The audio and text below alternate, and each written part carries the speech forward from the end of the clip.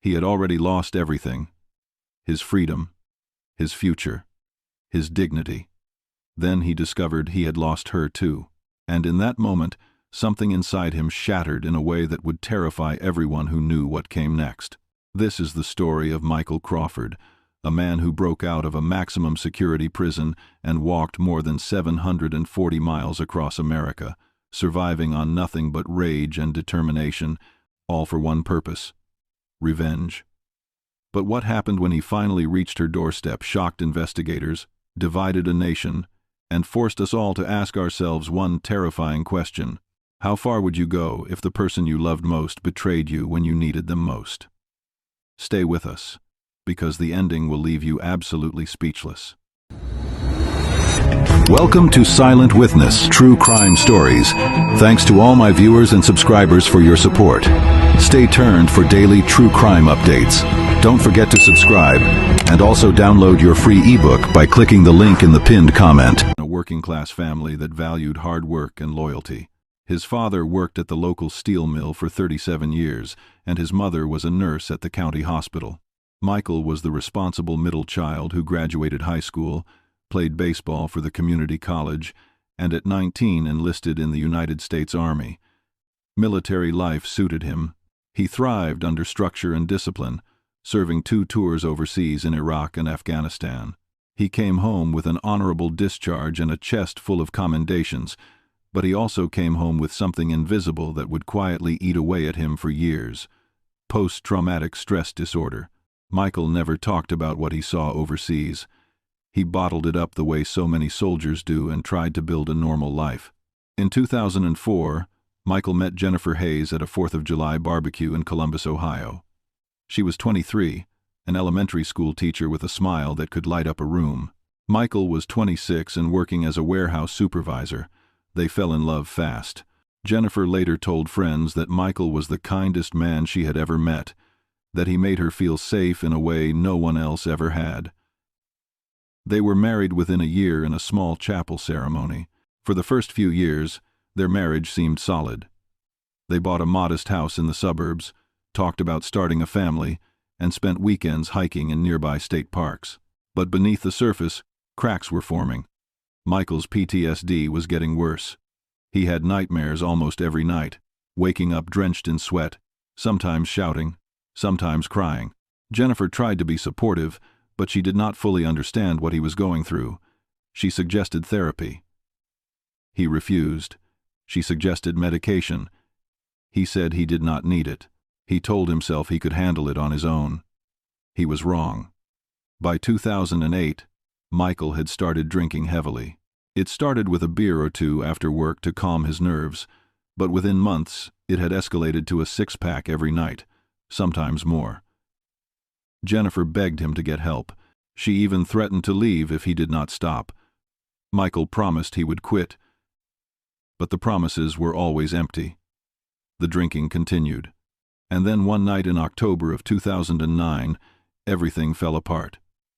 Michael had been at a bar on the east side of Columbus, drowning his demons in whiskey, when an argument broke out. Another patron, a man named Derek Thompson, made a comment about veterans that Michael took as disrespectful. Words were exchanged, tempers flared, and before anyone could intervene, Michael threw the first punch. The fight spilled into the parking lot.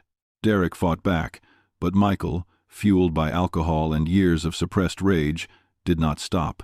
He hit Derek again and again, even after Derek fell to the ground. By the time police arrived, Derek was unconscious with a fractured skull, a broken jaw, and permanent vision loss in his left eye. Michael was arrested on the spot and charged with aggravated assault. The trial was swift and brutal. Michael's lawyer argued that his PTSD should be considered a mitigating factor, that he deserved treatment, not punishment. But the prosecution painted him as a dangerous man with a history of violence, a ticking time bomb who needed to be locked away. The jury deliberated for less than 6 hours.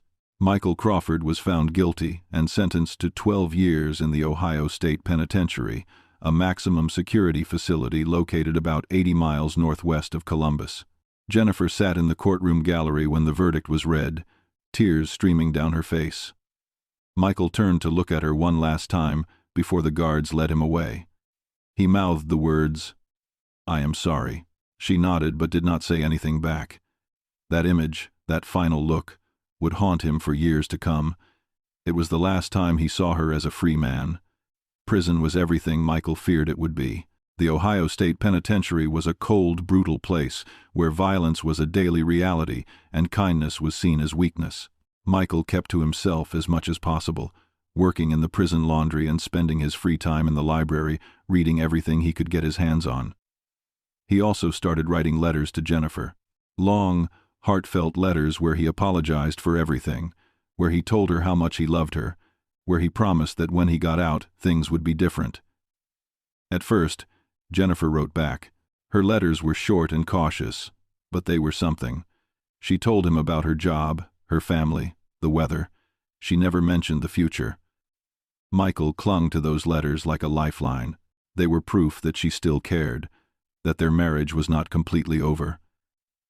But as the months turned into years, her letters became less frequent, and then in the spring of 2012, they stopped altogether. Michael tried not to panic. He told himself she was busy, that she needed space, that she would write again when she was ready, but deep down he knew something was wrong. He called her collect from the prison phone, but she never answered. He sent more letters, but they went unanswered. He asked his mother to check on Jennifer. His mother called him back a week later with news that shattered his world. Jennifer had filed for divorce. The papers had been served to the prison weeks earlier, but the administration had not forwarded them to Michael right away. When he finally received them, he sat on his bunk and read them over and over, his hands shaking. The divorce petition was cold and clinical. Irreconcilable differences. No mention of love, no mention of the years they had spent together, no mention of the promises they had made. Just legal jargon and a request to dissolve the marriage as quickly as possible. Michael felt something break inside him that day. Not his heart. His heart had already been broken. This was something deeper, something more fundamental. It was his sense of hope, his belief that if he just did his time and stayed out of trouble, everything would eventually be okay. That belief was gone now. All that remained was emptiness and anger. Michael tried to contest the divorce, but it was pointless. Ohio law did not require both parties to agree to a divorce, and Jennifer had every legal right to end the marriage. The divorce was finalized in August of 2012. Michael was not present for the final hearing. He was not even notified when it was over. He only found out when his lawyer sent him a brief letter stating that the marriage had been officially dissolved. That night, Michael lay in his cell staring at the ceiling, replaying every moment of his relationship with Jennifer in his mind. The first time they met, their wedding day, the way she used to laugh at his terrible jokes, the way she would rest her head on his shoulder when they watched movies. All of it felt like a lifetime ago, like it had happened to someone else. But the real devastation came 6 months later in February of 2013. Michael received a letter from his younger sister, Emily. She had hesitated to tell him, she wrote, but she thought he deserved to know the truth.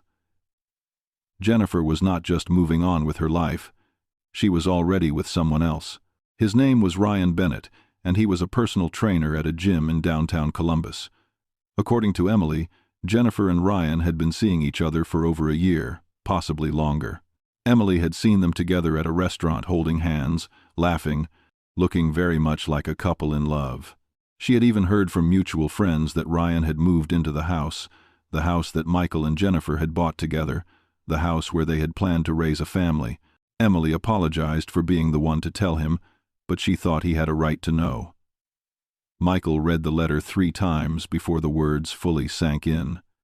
Jennifer had not just left him, she had replaced him, and she had done it while he was locked in a cage, unable to do anything about it.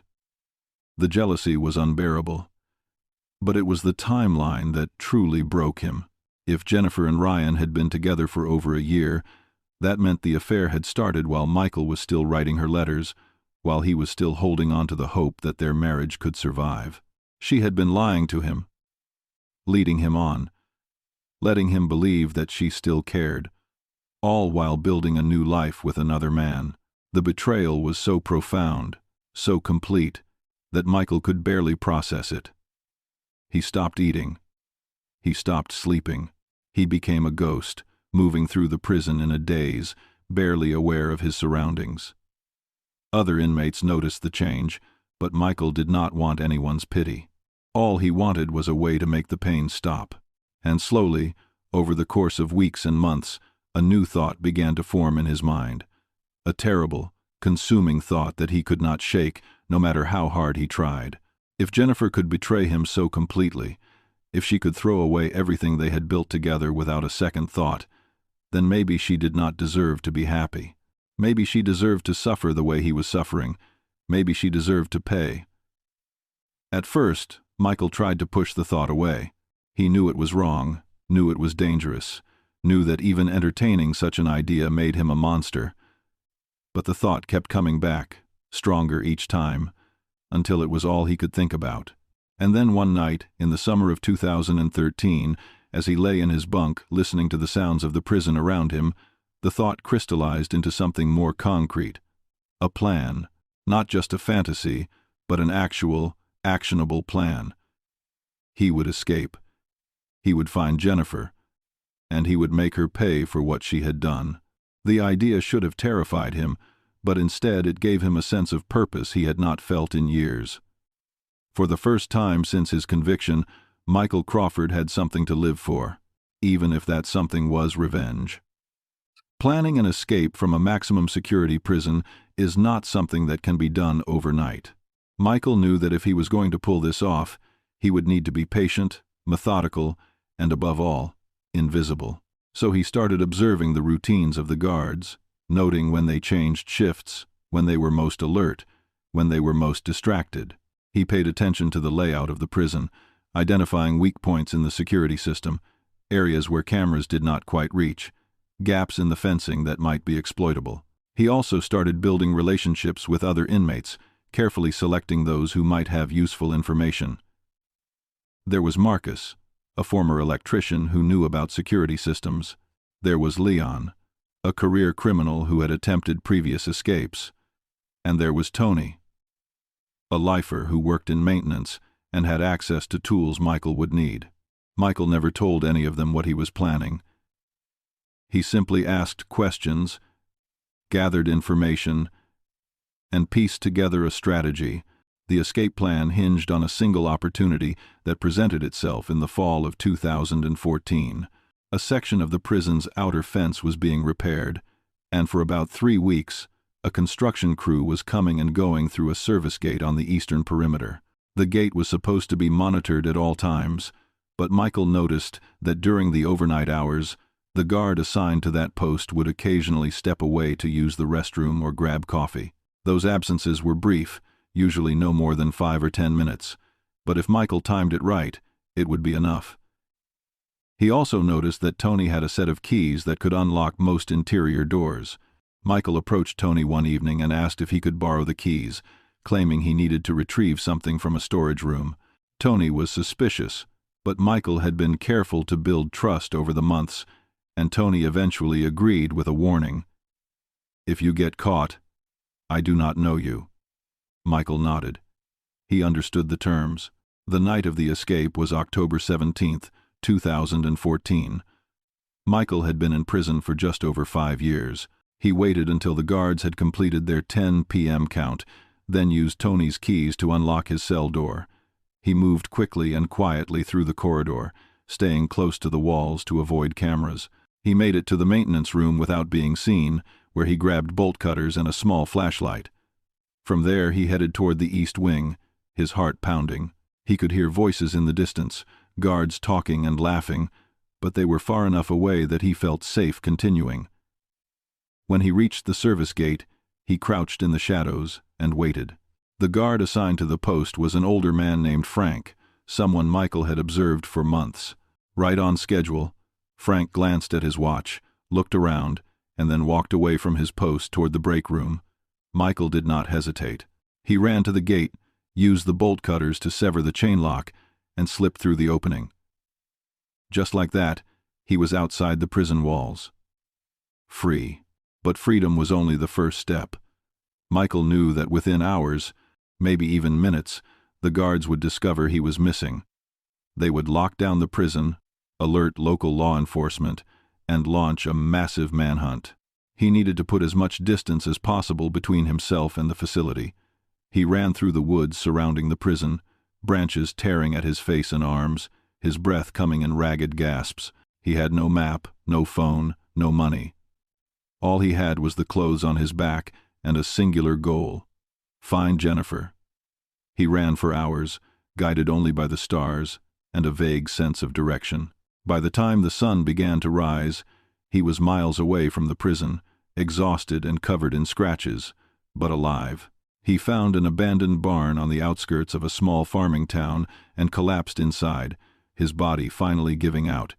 He slept for most of the day, waking only when the sound of a passing car startled him. When he emerged from the barn that evening, he knew what he had to do next. Michael's journey from the Ohio State Penitentiary to Columbus was a test of endurance, willpower, and sheer desperation. The distance was approximately 740 miles. Michael had no vehicle, no money, and no resources. All he had was his determination and a willingness to do whatever it took. He started walking. For the first few days, he stuck to back roads and wooded areas, avoiding highways and populated towns where he might be recognized. He slept wherever he could find shelter, in abandoned buildings, under bridges, in dense patches of forest. He scavenged for food, eating whatever he could find.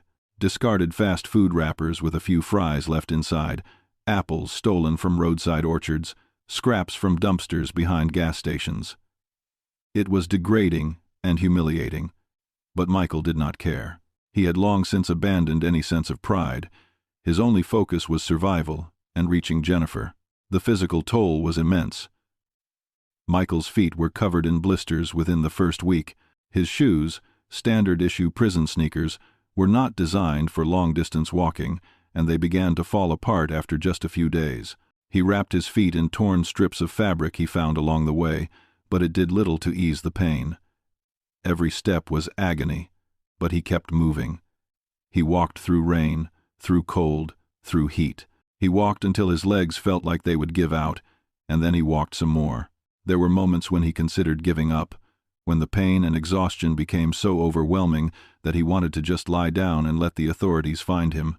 But then he would think of Jennifer, of her betrayal, of the life she was building with Ryan while he rotted in a cell, and the anger would surge back, giving him the strength to keep going. Michael also had to avoid detection, which became increasingly difficult as the days went on. News of his escape had spread quickly, and his photo was plastered across local news stations and social media. Wanted posters with his face were hung in gas stations, rest stops, and small-town sheriff's offices. People were on the lookout for him. Michael responded by changing his appearance as best he could. He stole a razor from a truck stop bathroom and shaved off his beard. He found a discarded baseball cap in a trash bin and wore it low over his eyes.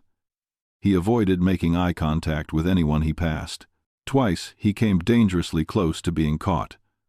The first time was in a small town in Indiana, where a gas station clerk gave him a long, suspicious look. Michael left immediately, his heart racing, certain that the clerk was about to call the police.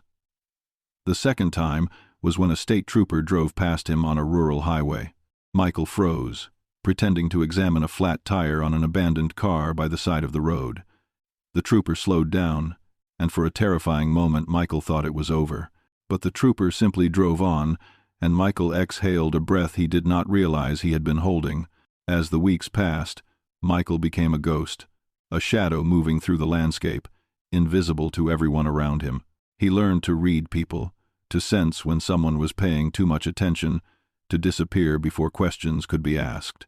He also learned to live with the constant fear, the knowledge that at any moment his freedom could be taken away.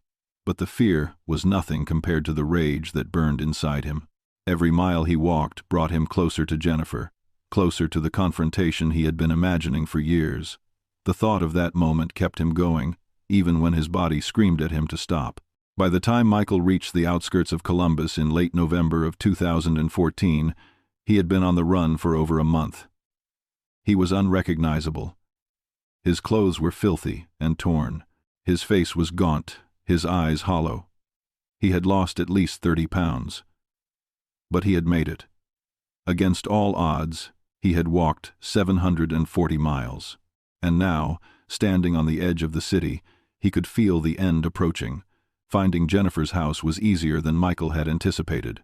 He still remembered the address, had it memorized from the letters he used to send her. He made his way through the city under cover of darkness, sticking to the shadows, avoiding well-lit areas. When he finally reached the street where she lived, his heart was pounding so hard he thought it might explode. He stood across the street from the house, hidden behind a row of parked cars, and just watched. The house looked the same as he remembered, a modest 2-story home with a small front yard and a wooden porch. The lights were on inside, and through the living room window he could see movement. Jennifer was home, and she was not alone. Michael watched as Jennifer and Ryan moved around the living room, laughing and talking, completely oblivious to the fact that they were being watched. Ryan had his arm around Jennifer's waist, and she leaned into him, smiling in a way that Michael had not seen in years. The sight of it filled him with a rage so intense that he had to clench his fists to keep from screaming. This was the woman he had loved, the woman he had built a life with, the woman who had promised to stand by him no matter what. And here she was, living happily with another man, as if Michael had never existed. For hours Michael stood there, watching, waiting, his mind racing with possibilities. He could walk up to the front door and knock. He could break a window and climb inside. He could wait until they went to sleep and then make his move. But as the night wore on, something unexpected happened. The anger that had sustained him for so long began to fade, replaced by something else. Exhaustion. Sadness. A deep, overwhelming sense of loss. He realized, standing there in the cold November air, that no matter what he did, no matter what he said, he could never get back what he had lost. Jennifer was gone. Their life together was gone, and no amount of revenge was going to change that. The man he used to be, the man who had loved her, would have walked away at that moment. But Michael Crawford was no longer that man. He had walked 740 miles, fueled by rage and pain, and he was not about to turn back now. He waited until the lights in the house went out, until he was certain that Jennifer and Ryan were asleep. And then, slowly, quietly, he crossed the street and approached the front door.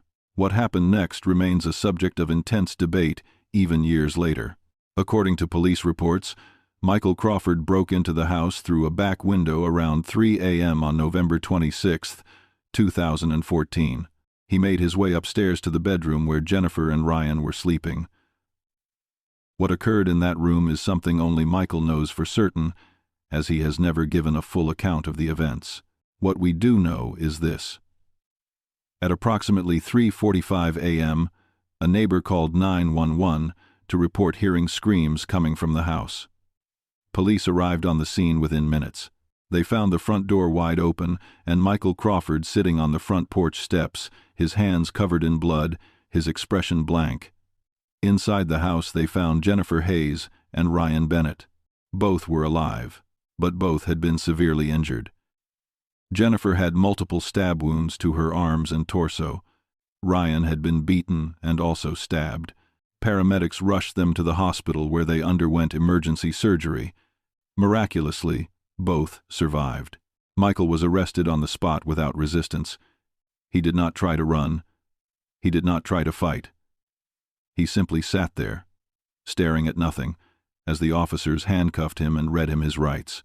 The trial of Michael Crawford was one of the most publicized cases in Ohio that year. The prosecution argued that Michael had meticulously planned and executed an attempted double murder, driven by jealousy and rage. The defense argued that Michael was a deeply traumatized individual suffering from severe PTSD, depression, and a psychotic break brought on by years of isolation and emotional torment. They presented testimony from mental health experts who explained how the combination of his military service, his imprisonment, and the betrayal by his wife had created a perfect storm of psychological damage. The jury deliberated for 3 days before reaching a verdict. Michael Crawford was found guilty of 2 counts of attempted murder, burglary, and escape from a correctional facility. He was sentenced to an additional 40 years in prison, to be served consecutively with his original sentence. He will be eligible for parole when he is 91 years old. In other words, Michael Crawford will almost certainly die in prison. Jennifer Hayes and Ryan Bennett both recovered from their physical injuries, though the psychological scars remain. Jennifer has spoken publicly only once about the attack, in an interview with a local news station 2 years after the incident. She described the terror of waking up to find her ex-husband standing over her, the pain of the attack, and the long road to recovery. She also expressed something that surprised many people: pity. She said that she understood, on some level, why Michael had done what he did. She acknowledged that their divorce had been painful for him, that she had not handled things as well as she could have, but she also made it clear that nothing, absolutely nothing, could justify what he had done. She and Ryan are no longer together. The trauma of the attack was too much for their relationship to survive. Jennifer now lives in a different state, under a different name, trying to rebuild her life away from the shadow of that night. Ryan Bennett has also moved on, though he rarely speaks about what happened. He still bears the scars, both physical and emotional, and by all accounts he has struggled to trust anyone since the attack. As for Michael Crawford, he is currently serving his sentence at a high-security facility in southern Ohio. According to prison records, he has been a model inmate, avoiding trouble and keeping to himself. He works in the prison library and spends most of his time reading and writing. He has never granted an interview, never spoken publicly about what happened that night, and has expressed no remorse for his actions. Those who have interacted with him describe him as detached, almost robotic, as if the man he used to be has been completely erased. This case forces us to confront some deeply uncomfortable questions. How do we reconcile our empathy for someone's suffering with the horror of their actions? Can betrayal, no matter how devastating, ever justify violence? And what does it say about us as a society that stories like this continue to happen over and over again? Michael Crawford's story is not unique. Every year there are cases of people who, driven by jealousy, rage, or a sense of betrayal, commit acts of violence against those they once loved. And every time we ask ourselves the same questions: could this have been prevented? Were there warning signs that were ignored? What could have been done differently? In Michael's case, there were certainly warning signs. His PTSD, his drinking, his violent outburst that landed him in prison in the first place. But even with all those red flags, no one could have predicted that he would escape from prison and walk 740 miles to exact revenge on his ex-wife. It was an act so extreme, so outside the realm of normal human behavior, that it defies easy explanation. So, we want to hear from you. What do you think? Do you feel any sympathy for Michael Crawford, knowing the pain and trauma he endured? Or do you believe that his actions were purely evil, that nothing could justify what he did to Jennifer and Ryan? How would you feel if someone you loved betrayed you in the way Jennifer betrayed Michael? Would you be able to move on, or would the anger consume you the way it consumed him?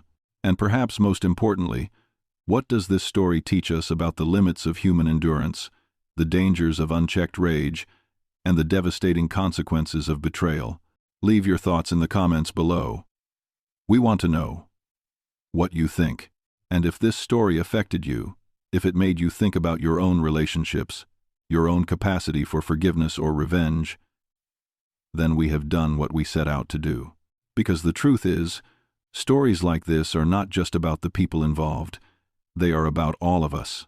They are a mirror held up to the darkest parts of human nature, a reminder that under the right circumstances, anyone is capable of terrible things.